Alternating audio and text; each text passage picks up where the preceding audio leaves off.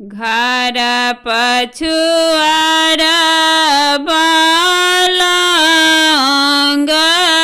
केरा गछिया लांग चुबे आधी राती है। घर पछुआर बालंग केरा गछिया लांग चुबे आधी राती है। लांग के चुनी चुनी से जिया बिछाओला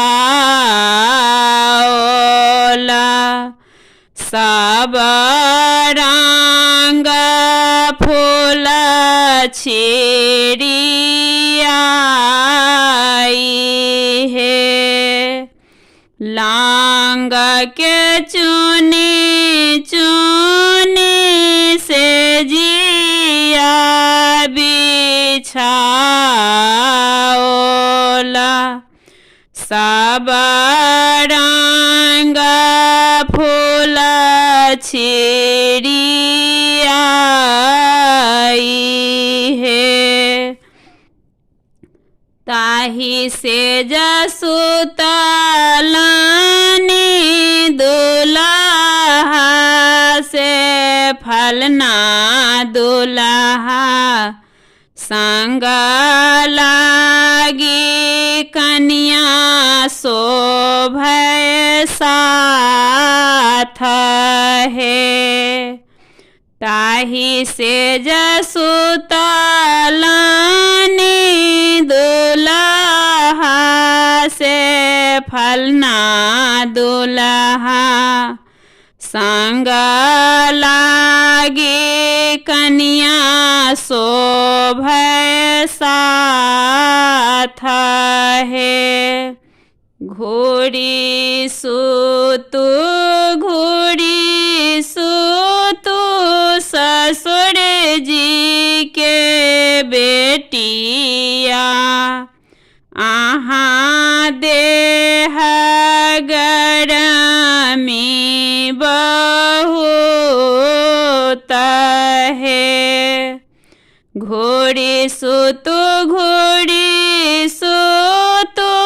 ससुर जी के बेटिया आहाँ देह गरमी बहुत है।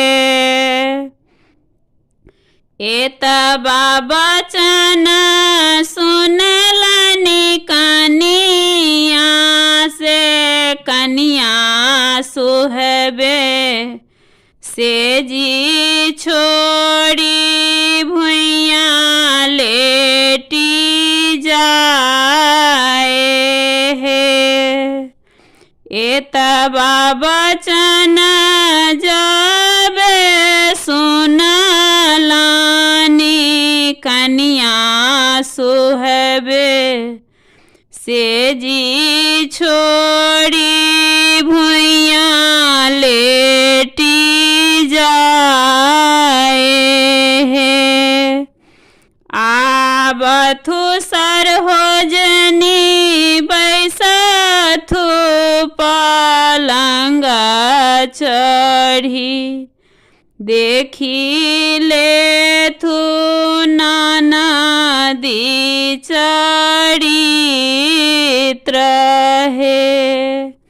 आबथु सरहोजनी बैसथु पलंग चढ़ी देखी ले थु ननदी चरित्र है। हमारो के ननदी बड़ रे दुलारू कोई जूनी कहाए को बोला है।